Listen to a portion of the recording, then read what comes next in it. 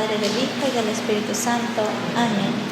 Dios te salve María, llena de gracia, el Señor es contigo. Bendita eres entre todas las mujeres, y bendito es el fruto de tu vientre Jesús. Santa María, Madre de Dios, ruega por nosotros pecadores, ahora y en la hora de nuestra muerte. Amén. Ven Espíritu Santo, ven Espíritu de Dios, ven Espíritu de Dios. Enciende en ella el fuego de tu amor. Envía tu Espíritu y serán creadas todas las cosas y renovarás la faz de la tierra. Amén. Bueno, la verdad es que al principio cuando Grecia me pidió que les ayude con los temas, pensé que iba a ser PowerPoints, creí que la ayuda era solamente tecnológica. Cuando me pidieron que le ayude con el desarrollo de la temática propiamente, me emocionó mucho leer cada uno de los temas. O sea, el título de cada tema que vamos a profundizar, vamos a darnos cuenta que es muy, muy, muy profundo. De hecho, no solo comenzamos, sino que todo el retiro va a girar alrededor de esta expresión, Dilexite, que es la que ha tomado el Papa León para esta exhortación apostólica.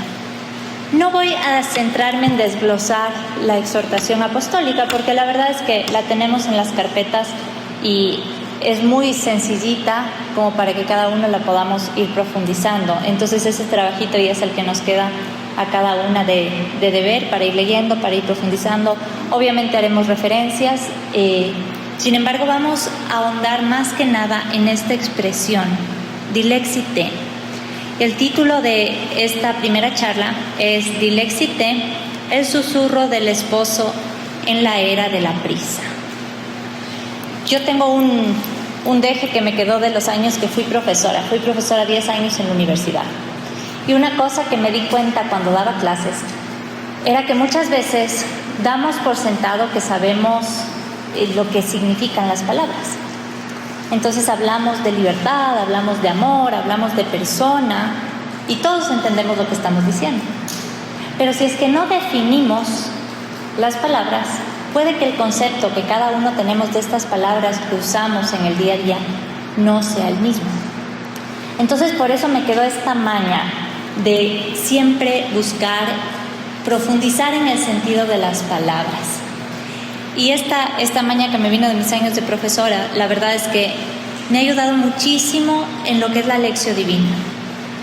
Porque ustedes saben que la Biblia no fue escrita en español, ¿no? Entonces tenemos la Sagrada Escritura, que estaba escrita en su mayoría en hebreo y en griego. Luego San Jerónimo nos hace el favor de traducirla al latín, la Vulgata, y luego ya es traducida a lenguas vernáculas. Pero siempre en la traducción vamos perdiendo la riqueza de lo que en su lenguaje original decían las palabras. ¿Por qué? Porque hay palabras que en un idioma existen y en otro no. Y de hecho es lo que vamos a ver con la expresión Dilexite. Basta aquí, a ver, ¿alguna sabe hebreo o griego? No, ya, estamos en problemas. No, mentira, yo tampoco sé ni hebreo ni griego, espero algún día aprender. Pero bueno, sí me gusta echarle como un ojito, aprender poco a poco a ver qué significan las palabras. Pero supongo que de aquí algunas sí sabrá inglés, ¿no es cierto? Más o menos, me suena algo. ¿Cómo se dice en inglés te quiero? I love you. ¿Cómo se dice en inglés te amo? I love you. Entonces eso significa que para el gringuito decir I love you es tanto te quiero como te amo. Y el lenguaje está íntimamente relacionado con el pensamiento. Entonces, el gringuito entiende el amor como algo más general, global, que engloba tanto al querer como al amar. Nosotros, al hablar español, entendemos que querer y amar no es lo mismo, ¿o sí? No a todo el mundo le decimos te amo. Sin embargo, a la mayoría de gente sí le decimos te quiero. Este es el matiz que vamos a ir descubriendo en esta expresión, Dilexite. Y no solamente en cuanto a la expresión como su traducción, sino en todo su contexto. Por ejemplo, Dilexite está en un tiempo verbal que es pasado. Dilexite significa te he amado, pero tiene una característica en su idioma original, que es el griego, y es que este te he amado está en un tiempo verbal que implica pasado y presente a la vez. Entonces lo que para nosotros en español nos pasa ahí como el gringuito, el idioma a nosotros nos limita. Lo que para nosotros es te he amado como algo pasado, para el autor sagrado está expresando te he amado y te amo. Es un pasado que se vuelve actual en cada segundo. El susurro del esposo en la era de la prisa, Dilexite. La exhortación apostólica del Papa León Dilexite es una exhortación que es como una continuación de un escrito anterior del Papa Francisco, Dilexit nos, ¿no? Nos ama, ¿sí? Esta continuación fue el primer regalo que nos dio el Papa León XIV, el regalo de recordarnos a los pobres. Y esto es algo que no se nos puede olvidar, a pesar de que, como les dije, no voy a ahondar en el contenido de la encíclica ni vamos a darle el punto central al tema de los pobres. Sí quiero comenzar y también terminar haciendo referencia a esto, porque ya lo dice la Escritura. Fíjense, en la carta a los Gálatas, cuando San Pablo y Bernabé se presentan ante los apóstoles, dice así: entonces Santiago, Cefas y Juan, considerados los pilares, reconociendo el don que se me había hecho, nos estrecharon la mano a mí y a Bernabé en señal de comunión, para que nosotros nos ocupáramos de los paganos y ellos de los judíos. Solo nos pidieron que nos acordáramos de los pobres, cosa que siempre he tratado de cumplir. Solo nos pidieron que nos acordáramos de los pobres. Los pobres tienen un punto, un valor central en el mensaje evangélico. Y voy a regresar sobre este punto, solo lo quería tomar como un abreboca, porque dentro del contexto de Dilexite vamos a ver que hay una relación estrecha con los pobres, pero aquí nos vamos de nuevo al sentido original de las palabras. No solamente con los pobres en cuanto a quienes sufren de pobreza en lo material, sino a los pobres de los que nos habla también el Evangelio, de los pobres que se ganan la primera de las bienaventuranzas que están en el Evangelio de San Mateo. Bienaventurados los pobres de espíritu, porque de ellos es el reino de los cielos. Y cuando buscamos qué quería decir el autor sagrado con esta palabra pobres, ¿no? Pobres de espíritu, encontramos la palabra original en griego, que no significa pobres materiales, sino que la traducción exacta de esa palabra es aquel que carece de recursos propios, de todo tipo de recursos propios. Esos son los pobres de espíritu. Y esos pobres de espíritu, los que no tienen fuerza propia, los que no tienen poder, los que dependen del otro, son a los que el Señor les dice: te he amado. La Sagrada Escritura, esta es mi Biblia de bolsillo, la Sagrada Escritura es una carta de amor, de principio a fin. Y en esta carta de amor, en varios pasajes, el amado hace su declaración de amor. Y lo dice de maneras concretas y explícitas. ¿Cuál es la frase más fuerte que pueden decirse los enamorados? Lo que más expresa ese desborde de todo, de emociones, de sentimientos, de decisión, de todo. Te amo, te amo. Es lo más grande que uno llega a expresar con palabras. Te amo. Y en esta carta de amor, en 3 pasajes, el amado lo expresa, declara su amor con esas palabras. Te amo. Yo te amo. Esos pasajes se encuentran. El primero en Isaías 43:4, cuando dice: porque eres precioso a mis ojos, digno de honra, yo te he amado. El segundo pasaje está en Jeremías 31:3. Con amor eterno te he amado, por eso te he atraído con mi misericordia. Y el tercer pasaje está en Apocalipsis 3:9. Y sabrán entonces que yo te he amado. Los dos primeros pasajes del Antiguo Testamento en su idioma original están en hebreo. El tercero, el Apocalipsis, fue escrito en griego. Y me quedo con este tercer pasaje, a pesar de que los tres son importantes y vamos a volver a ellos, me quedo con el tercer pasaje porque tiene que ver con los pobres de espíritu. Y ahí es donde viene esta conexión con el Dilexit y con la exhortación apostólica del Papa, que si bien la podemos leer como está escrita y con la intención que está escrita, ¿no?, para los pobres a los que les faltan los recursos, también le podemos poner una mirada en cuanto a la pobreza, esta pobreza de saberse dependiente del otro, que es el contexto del que nos hablaba, como decíamos, la bienaventuranza. Voy a leer el contexto de esta frasecita que está en el Apocalipsis. Se encuentra al principio del Apocalipsis cuando se está escribiendo cada una de las 7 iglesias. Y estas palabras son para la iglesia de Filadelfia. Dice: al ángel de la iglesia de Filadelfia escríbele: esto dice el santo, el que dice la verdad, el que tiene la llave de David, el que abre y nadie puede cerrar, el que cierra y nadie puede abrir. Conozco tus obras. Mira, te he puesto delante una puerta abierta que nadie puede cerrar. Aunque tienes poca fuerza, has guardado mi palabra y no has renegado de mí.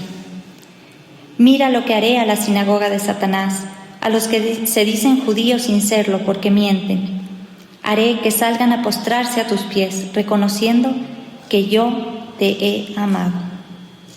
Como tú guardaste mi encargo de perseverar, yo te guardaré en la hora de la prueba, que se echará sobre el mundo entero para probar a los habitantes de la tierra. Llego pronto, conserva lo que tienes para que nadie te arrebate la corona. Al vencedor lo haré columna en el templo de mi Dios y no volverá a salir. En ella grabaré el nombre de mi Dios y el nombre de la ciudad de mi Dios, en la nueva Jerusalén que baja del cielo desde mi Dios, y mi nombre nuevo. El que tenga oídos, que escuche lo que el Espíritu dice a las iglesias. Palabra de Dios. Bien. Sabrán que yo te he amado. ¿A quién le dice el Señor estas palabras? De las 7 cartas que se mandan a las iglesias, se la dice específicamente a una iglesia que se reconoce, porque con cada iglesia nos va describiendo el autor sagrado la característica que tenía esa iglesia. ¿Y cuál es la característica de la iglesia de Filadelfia? Es de la que dice: tienes poca fuerza. Y esto de tener poca fuerza en su sentido original en griego era ser pobre. Es la misma pobreza de San Mateo, carecer de fuerzas propias. Dilexit, yo te he amado. Y esa es la frase con la que también el Señor nos ha conquistado a cada una de nosotras. Por lo tanto, el punto de partida está en ver que el Señor no nos ha amado por nuestras propias fuerzas, sino al revés, porque ha visto la pobreza de nuestra alma, como lo veremos hacia el final de este retiro con el canto del Magnificat. Es necesario que hagamos referencia al amor humano, por eso les preguntaba hace un ratito qué es lo que los enamorados se dicen cuando están en ese desbordamiento, ¿no? Tenemos que pensar en la imagen del amor humano porque es el único modo que tenemos en realidad para poder acceder al amor divino, porque somos humanos, no somos angelitos para poder entender intelectualmente las cosas. Entonces, cuando 2 enamorados se dicen te amo, están expresando lo más profundo del ser. Ayer estaba en una casa de retiros aquí cerca en Cuenca y entonces subía por unas escaleras y veo escrito así con la típica letra redondita de adolescente, ¿no? Dieguito, te amo, no sé qué. Entonces me dio un poco de chiste. Y pensaba que qué bonita es esa época de adolescencia, pero al mismo tiempo pensaba cuántos cuadernos raya uno poniendo te amo, fulanito, te amo, las bancas del colegio y todas rayadas. Y yo pensaba, y en verdad, qué poco sabe uno del amor a los 15 años, ¿no? O sea, realmente el te amo de los 15 años no es propiamente un amor. Y sin embargo, las palabras están ahí. El te amo está en la punta de la lengua del adolescente. ¿Por qué? Porque lo escuchamos en las canciones, en las películas, porque se vuelve parte del lenguaje cotidiano. Y esto corre un riesgo grande.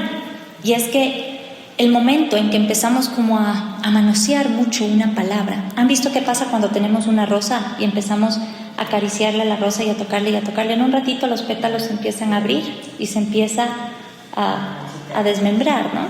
Entonces, eso también pasa con las palabras cuando las manoseamos mucho. Se empiezan como a vaciar de su significado original.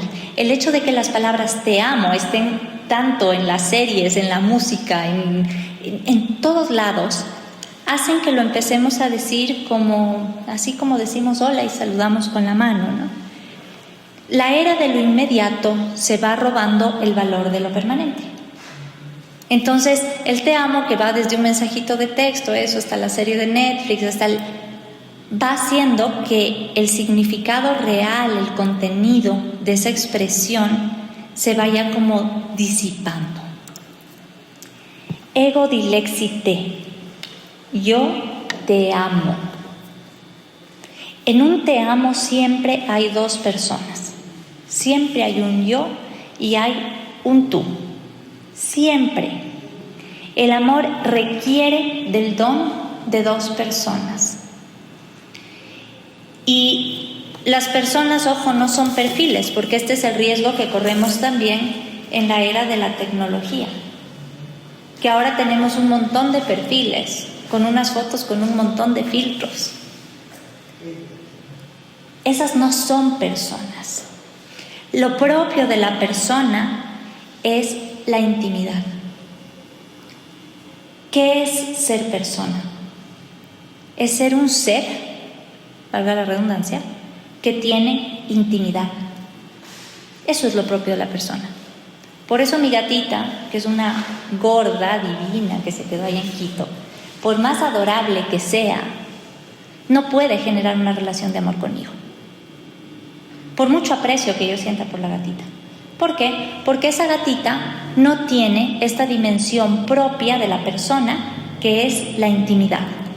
¿Y qué es la intimidad? La intimidad es lo más profundo del ser. Es donde están los afectos más hondos. No me meto en lo de los afectos porque lo hablaremos mañana. La intimidad es el espacio en el que se cruzan las miradas. Volvamos a la imagen de los enamorados. Se mira con ojos de borrego muerto. Clarito se sabe cuando uno está enamorado. ¿Por qué? Porque cambia la mirada. Y los dos que se aman pueden estar horas y horas y horas solo mirándose. En el misterio también que veremos mañana de los silencios cómodos, porque eso es lo propio del amor. El poder mirarse sin decirse nada. Eso es intimidad. La intimidad es la que permite entregar y recibir el don del otro. Y ojo, porque de la intimidad, los únicos que tenemos la llave somos cada uno. Ese espacio es tan interior, tan profundo, que ahí solo entramos nosotros y a quien nosotros dejemos entrar. Evidentemente en ese espacio también está Dios, pero también depende de nosotros el querer entrar o no ahí con Dios. La intimidad es lo que me permite entrar en el otro. Yo te amo, yo y tú. Y en ese espacio es como si solo existieran ese yo y ese tú, porque cuando el yo y el tú están ahí en la intimidad, no necesitan de nada ni de nadie más. Solo se requieren mutuamente, solo se desbordan mutuamente el uno en el otro. Yo y te, yo y tú. Y luego yo te amo, y ahí viene la palabra amar. Entonces ya vimos que en inglés, ¿no es cierto?, una persona que tenga el inglés como lengua materna le va a costar un poquito entender esta diferencia que tenemos en el español entre el te quiero y el te amo, porque ellos solo tienen una palabra para esto. Ahora, en griego, si queremos entender con más profundidad la Sagrada Escritura, en griego tenemos un shampoo que nos va a costar a nosotros como a los gringuitos entender el español. Para empezar, porque hay distintas palabras para expresar el amor. Entonces, el amo no solamente tiene un sentido, tiene 4 sentidos distintos. Y eso es lo que voy a tratar de compartirles en este momento para que podamos llegar al núcleo de lo que vamos a hablar en esta primera parte. A ver, antes de ir al griego, como el griego nos queda muy lejos, el latín sí nos suena un poquito más, porque nuestra lengua viene del latín. Entonces, vamos a ver por qué San Jerónimo escoge esta palabra que es diligere. Diligere es la palabra latina para amar. De ahí viene dilexi. Dilexite es la conjugación de este verbo diligere. Pero ojo, porque en latín existe el diligere y existe otro verbo que nos va a sonar más, amare, ¿sí? Y no es lo mismo. ¿Por qué no nos está diciendo ego amo te?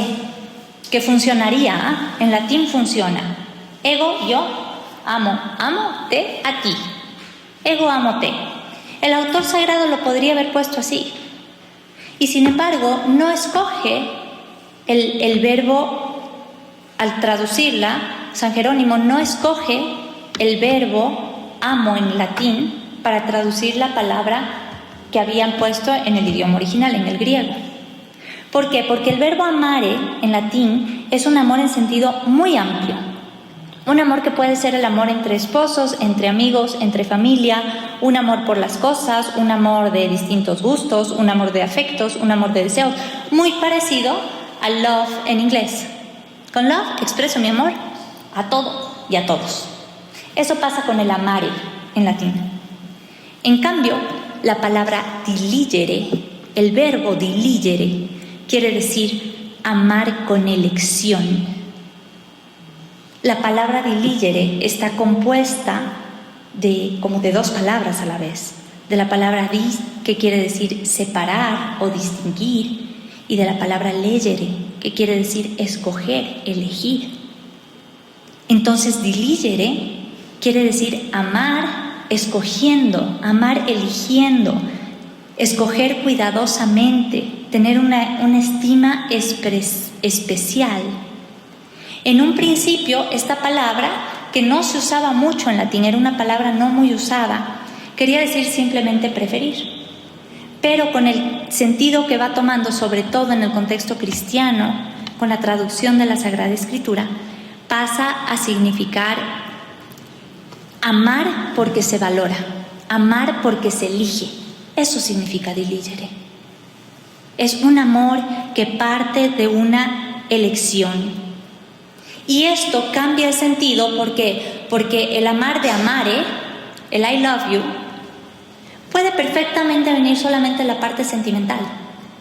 Y los sentimientos no los elegimos nosotros. Nosotros padecemos los sentimientos. Uno no elige lo que siente. El amare está ligado a los sentimientos. En cambio, el diligere, decimos, si es amar desde la elección, no está centrado en el sentimiento, sino en la voluntad. Porque lo propio de la voluntad es querer. Cuando ve lo que la verdad le muestra, lo que la inteligencia le muestra, ve la verdad, quiere esa verdad. Y entonces inteligencia y voluntad juntas eligen aquello que se les presenta, aquello que aman.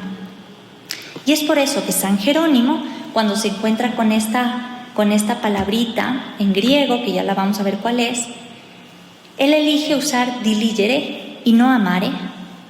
¿Por qué? Porque la palabra griega en la escritura expresa un amor libre, es decir, con elección.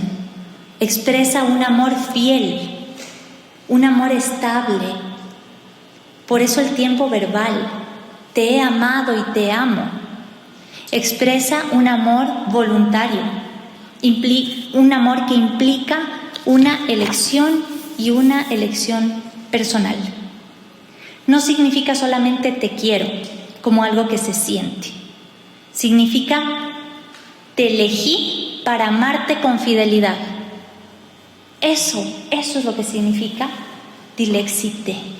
Te elegí para amarte con fidelidad. Elegí y fidelidad son el núcleo de la libertad. Y la libertad es lo más grande que tiene, y no solo que tiene, que es la persona, porque las personas somos libertad. Eso en cuanto al latín. Ahora, la palabra en griego es un verbo que es el verbo agapao. Y como yo les decía, en griego se pone como un poco más delicada la cosa, porque en español tenemos querer y amar, punto, 2. En griego tienen 4 palabras para expresar amor. Tienen 4 verbos distintos. Erao, que va más al amor, de ahí viene la palabra eros o erótico, al amor que viene de lo pasional, del sentir, del gusto, ¿sí? Tiene mucho que ver con el amor de pareja, que entra por el gusto, entra por la vista, entra por lo que atrae, ¿sí? Está también el amor fileo, sí, como filio, que es el amor que ya tenemos con nuestros padres, hermanos, amigos, el amor de las personas que ya se conocen y que ya no es un amor que parte de la atracción, sino más bien del conocimiento. Luego tenemos otro amor, que es el amor estergó, que es en cambio un amor, es un sentido más amplio del amor, ¿sí? Ahí ya pueden entrar, igual como decíamos antes, en el love del inglés, en el amare del latín, un amor que abarca muchas más cosas. Y luego viene este último verbo, que es el que nos interesa, el agapao. El agapao, que es un amor muchísimo más grande. Y de hecho, este verbo era un verbo muy discreto, no era un verbo muy usado en el griego antiguo.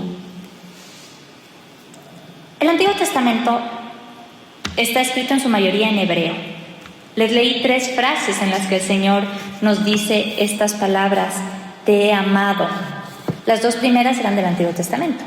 Isaías: porque eres precioso a mis ojos, digno de honra, yo te amaba. Y Jeremías: con amor eterno te he amado. Por si acaso no sé ni latín, ni griego, ni hebreo. Todo esto solo voy buscando las partecitas que me interesan. Pero los que tradujeron la Biblia sí que lo sabían. Y cuando se encontraron con la palabra en el Antiguo Testamento, la palabra hebrea para este amor, no me pregunten cómo se pronuncia, algo así como ahab o algo así. Cuando tienen que traducir esta palabra, que está escrita 2 veces en el Antiguo Testamento, Isaías y Jeremías, lo traducen en la Septuaginta, la versión griega de la escritura, lo traducen con el verbo agapao. Fíjense, cuando este era un verbo que era discreto, no era un verbo tan usado. ¿Por qué eligieron ese verbo? Bueno, pues porque de las 4 maneras de expresar amor que tenía la lengua griega, esta es la manera más amplia, que de alguna manera no está limitada. Las otras son maneras de amor más limitadas. En cambio, el agapao es un amar que abarca muchas más cosas. Entonces dicen, bueno, aquí entra más, ¿no? O sea, si hablamos del amor entre Dios, entre los esposos, entre los hermanos, agapao abarca todo. Entonces ponen este verbo, que además tiene una característica, y es que no se limita al amor humano, porque al ser tan amplio, incluye el amor de Dios. Y este detalle llena de contenido la revelación. Y al mismo tiempo, la revelación, la escritura, empieza a llenar de contenido a esta palabra, que era una palabra tan poco usada, tan desapercibida. Porque esta palabrita griega pasa, a partir de la traducción de la Biblia, a describir el amor de Dios. este amor de Dios es un amor que es distinto al de todos los demás, porque es un amor que no viene del mérito del amado. En los otros amores, cuando entramos en esta intimidad, algo nos atrae del otro. Eso, desde los enamorados que le vio guapa a la chica, la atrajo físicamente, chévere. Los amigos que se ponen a conversar y me cae bien qué buena gente, ¿no? Me atrae. Algo me atrae, algún mérito tiene que me hace ese clic. El amor de Dios, en cambio, no. El amor de Dios no viene del mérito del amado. Viene absolutamente de la elección del amante. Nace absolutamente del amante. Elección del amante. Porque no es un sentimiento. Porque busca no solo recibir, que es algo normal y propio del amor, sino que busca darse y desbordarse cada vez más. Dios no necesitaba crear nada, era infinitamente feliz en sus tres divinas personas. Entonces, ¿por qué se pone a crear? Porque no puede aguantarse las ganas, el desbordamiento de ese amor. Es un amor que es fiel, que es eterno. ¿En cuántos salmos se nos repite esto? Es un amor que es además sacrificial. Y tenemos la manifestación más grande en la cruz. ¿Por qué me gusta esto de ir a las palabras originales? Porque nos ayudan a entender con un sentido distinto la escritura. Yo cuando entendí esto de que habían distintos verbos en griego para entender, realmente se convirtió en uno de mis pasajes favoritos, si no es el favorito del Nuevo Testamento. Tenemos el final del Evangelio de San Juan, ¿no? El capítulo 21. Pedro, ¿me amas? Lo traducimos así, pero en griego el Señor juega con distintas palabras, ¿no? Empieza diciéndole con el verbo agapao: Pedro, ¿me amas más que estos? Y esa traducción un poquito con perdón de homilía no muy bien preparada, de que le preguntó 3 veces porque 3 veces les negó. Ya sí, no digo que no sea verdad, pero el texto es mucho más profundo. No le preguntó 3 veces porque 3 veces le negó. Le preguntó 3 veces porque el amor de Pedro no alcanzó a responderle. Porque Pedro no era capaz, ya le había negado y se daba cuenta que no le amaba lo suficiente como el Señor le estaba pidiendo. ¿Me amas más que estos? Y Pedro le dice: Señor, tú sabes que te amo. Pero no le dice más que estos. Tú sabes que te amo. Y entonces Jesús tiene como que ir bajando el listón. No porque quiere que Pedro le ame menos, sino porque el Señor se abaja hasta donde nuestras fuerzas nos dan. Pedro, ¿me amas? Ya no me digas que me amas más que esto, solo dime que me amas. Y Pedro le dice: Señor, tú sabes que te quiero. Que te quiero. Para nosotros ya es una limitación no saber griego. Para los gringuitos este pasaje no tendría sentido, porque el love va a estar en las 3 preguntas. ¿Sí ven por qué es importante entender el idioma? Y entonces el Señor, viendo que Pedro no le llega a decir que te amo con ese amor ágape, sino que solo llega hasta el amor filio, se abaja más todavía. Y la 3ª vez le dice: Pedro, ¿me quieres? ¿Me amas con amor fileo? Y entonces Pedro ahí le responde: sí, Señor, tú lo sabes todo, tú sabes que te quiero, con el mismo verbo fileo, recién en la 3ª pregunta. Por eso es tan bonito entender la riqueza de la escritura. Dilexite, te he amado, te amo, te he amado y te amo. Y decíamos, esto implica un yo y un tú. Y es Dios el que escribió esta carta de amor, que 3 veces pone esa declaración. Ego dilexite, te. Y en ese te es donde cada una va a poner su nombre. Oye, Isaías, a ti te he amado. Oye, Jeremías, a ti te he amado. Oye, Iglesia de Filadelfia, a ti te he amado. Ojo que la Iglesia de Filadelfia, el que escribe el Apocalipsis, según la tradición, es San Juan, el apóstol. Por ahí ahora ya, yo que estudio teología, ya hay un montón de líneas más modernistas que dicen que no fue el apóstol, que hay otras escuelas, ¿verdad? No importa, nos quedamos con que es el apóstol. ¿Por qué? Porque es el mismo que en el Evangelio se nombra así como el discípulo amado. Amado. Fíjense que a los tres a los que les dice Dilexit te son justamente tres personajes en los que el amor de intimidad se ve de una manera especialísima que no se ve en otros personajes en la Escritura.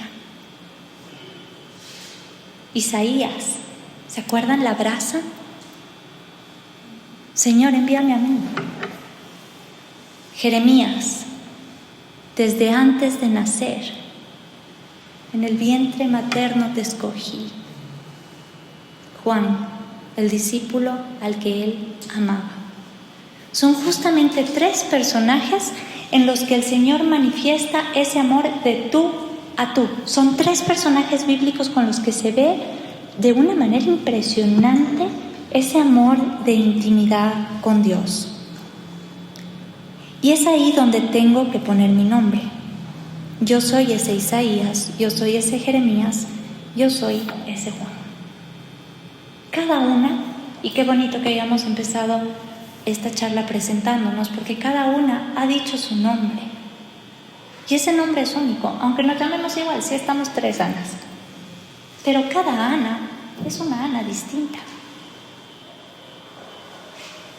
Pon tu nombre en ese Dilexit te. Y el momento en el que pongo mi nombre y pones tu nombre, empezamos a saborear el misterio de la elección. Porque decíamos, este amor que elige, no elige desde el mérito. Porque si es que ahorita decimos, a ver, hagamos una pausita y vamos a escribir en nuestras carpetas la lista de los méritos por los cuales el Señor nos ha llamado al Lord Virgin. A ver quién escribe más de 3 líneas. A ver si logramos escribir algo. El Señor me llama a rescatar mi nombre, porque el Señor no ama en masas, porque dice Dilexit te. Y por eso me dio una cierta alegría ver que el título que se eligió fue la del Papa León y no la del Papa Francisco, aunque es preciosa también la del Papa Francisco, porque para profundizar en este misterio de la elección nos ayuda más el Dilexit te que el Dilexit nos. Nos ayuda más a escuchar Ana, te he amado, que escuchar vírgenes consagradas del Ecuador, las he amado. Es lo mismo, pero en el momento en que me veo interpelado, entro en esa intimidad del tú al tú. Y aquí yo las invito a cada una a volver al momento del llamado. ¿En qué momento el Señor te llamó? Y es importante recordar esto.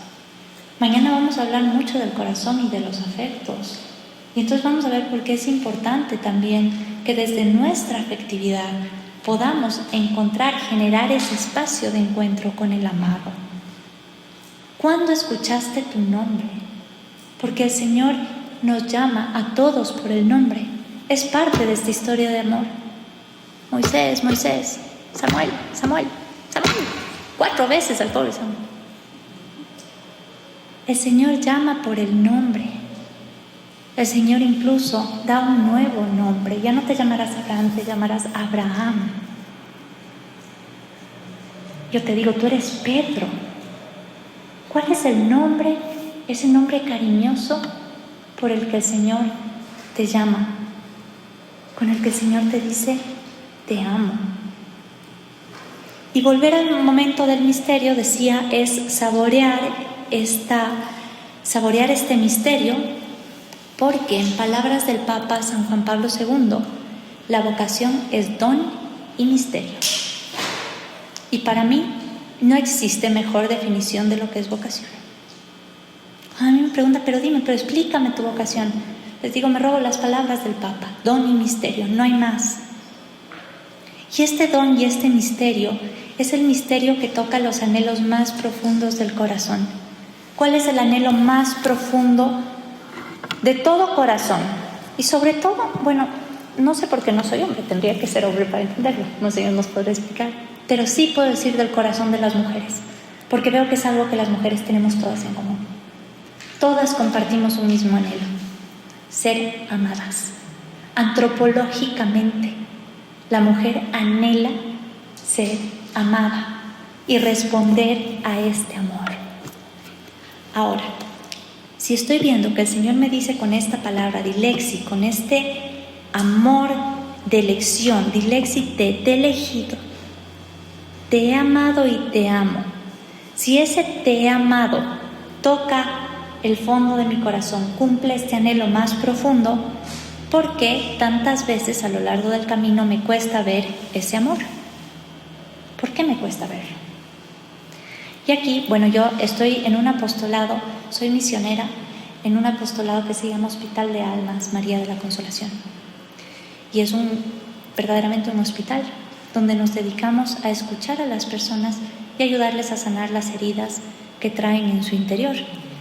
Entonces, el tener la bendición de estar en este apostolado me ha ayudado mucho a entender esto de las heridas. Y para mí esa es la respuesta. ¿Por qué a veces me cuesta ver ese amor de Dios? Por las heridas. Son las heridas interiores las que nublan mi vista. Y es por eso que es necesario, como tenemos en la carpeta, que dice en alguna parte por ahí, ¿no? Sanar mi mirada para ver la tuya. Sanar mi mirada, limpiar la mirada del corazón. Cuando uno quiere curar una herida, lo primero que tiene que hacer es limpiarla. Lo primero, limpiar y desinfectar. Después se pondrá a coser. Y las heridas son más fáciles de sanar cuando encontramos el origen. Y aquí conecto con lo del momento de la llamada. Porque así como es más fácil sanar una herida cuando encontré el origen de esa herida, así también es más fácil volver ese amor cuando encuentro el origen de ese amor. Sanar la mirada. Y yo te pregunto y me pregunto, ¿dónde está mi mirada? Empezando por esta mirada, no vayamos ni siquiera a la mirada interior, la mirada externa, ¿dónde está? ¿En las pantallas? ¿En el trabajo? ¿En el apostolado? ¿Dónde están tus ojos? ¿Dónde pasan tus ojos centrados la mayor cantidad del día? Porque por más de 12 horas los tenemos abiertos. ¿Dónde están? Y pregunto también, ¿dónde está la mirada de mi esposo? ¿Dónde están sus ojos? Y cuando se me pone la piel de gallina pensando que los ojos de Dios están puestos en mí, porque eso también es muy antropológico. Es el enamorado el que posa su mirada en la chica que le gusta. Es ese Dios, ese amado, ese novio, ese esposo el que posa la mirada. Es antropológico también. Al hombre le gusta mirar y a la mujer le gusta ser mirada. Cuando se me pone la piel de gallina pensando en esa mirada del esposo, solo me pregunto, ¿y no voy a buscar la mirada del que no deja de mirarme?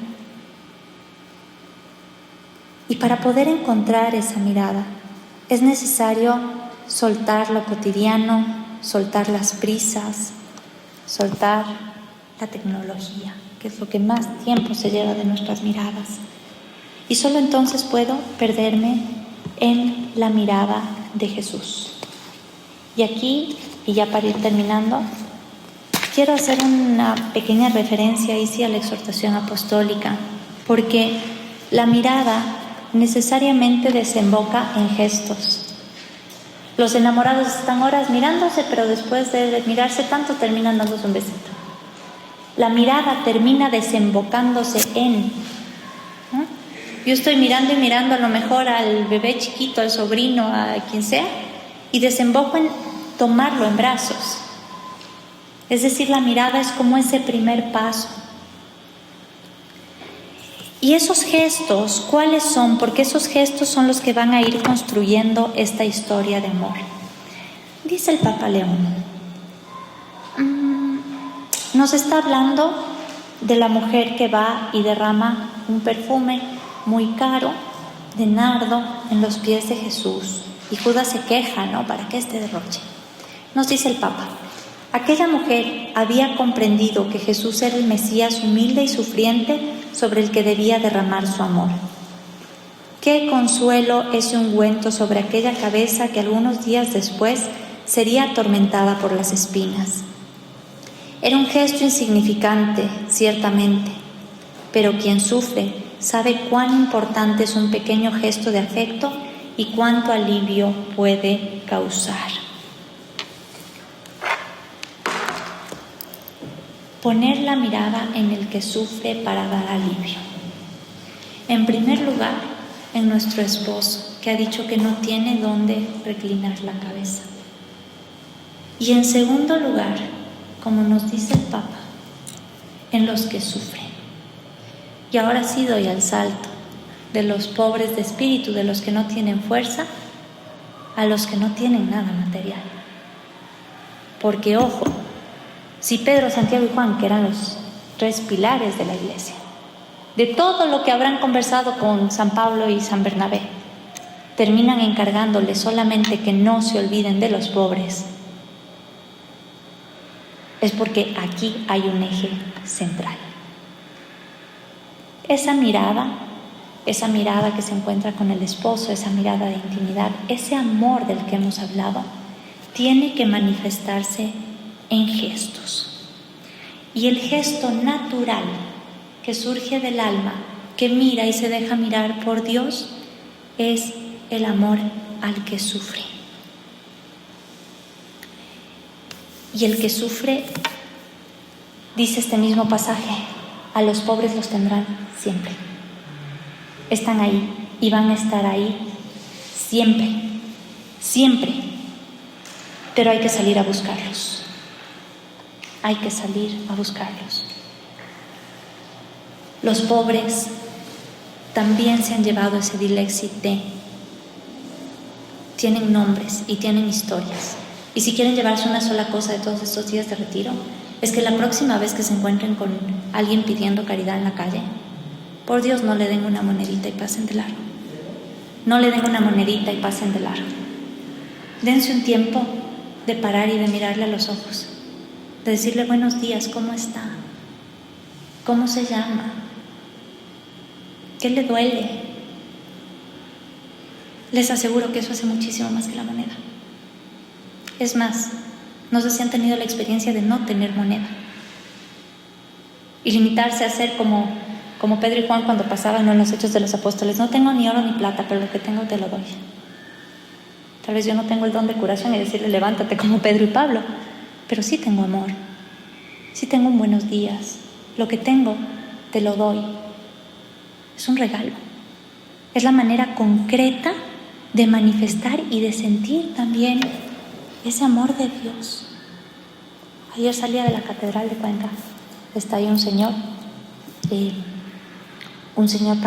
parapléjico que llevaba varios días viéndolo y eso, era el parapléjico de la catedral.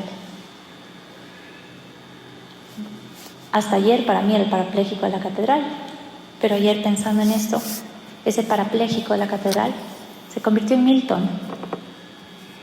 Milton lleva así varios años. Está haciendo el jubileo de las 40 horas, reza el rosario todos los días y va a estar rezando por nosotros este fin de semana. Porque detrás de cada uno de esos pequeños está Cristo. Y tenemos que salir a buscarlos. Porque raramente va a llegar un pobre a tocar la puerta de nuestra casa. Puede pasar. Pero muy rara vez va a llegar un pobre a tocarnos la puerta de la casa.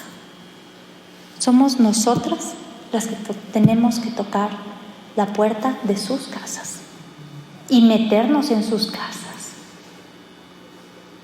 Comprar un jugo o un natura de esos de sorbete y sentarnos 5 minutos en el parque a compartir un jugo, unas galletas. Involucrarnos, no llevar la canasta de comida y dejarle ahí. Que Dios les bendiga. Sino pasar comprando un pollito y dejar que saquen su vajilla incompleta y sentarnos a comer con ellos. Porque ahí está Cristo. Porque no vamos nosotras a hacerles un favor. Vamos a encontrarnos con nuestro amado. Hay que salir en búsqueda del migrante. Tengo un amigo que hace años que está con una fundación en la que buscan dar trabajo a los migrantes. Conozco una mujer, santa mujer, la Santa Teresa de Natabuela le dice, en vez de Calcuta, que se dedica a recoger, a lo que ella dice, los trapitos humanos. Personas que parecen más trapos que seres humanos. Están ahí, están en nuestras calles. Ella me contaba su historia, un día somos muy amigas, y me decía, yo quería irme al África y ser misionera, hasta que descubrí que el África está aquí. Están ahí porque van a estar hasta el final de los tiempos. No tengo ni oro ni plata, pero lo que tengo te lo doy. ¿Qué es lo que yo tengo? A Jesús. A Jesús. Eso es lo que doy.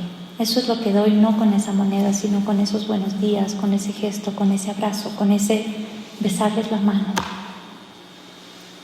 Pero nadie da lo que no tiene.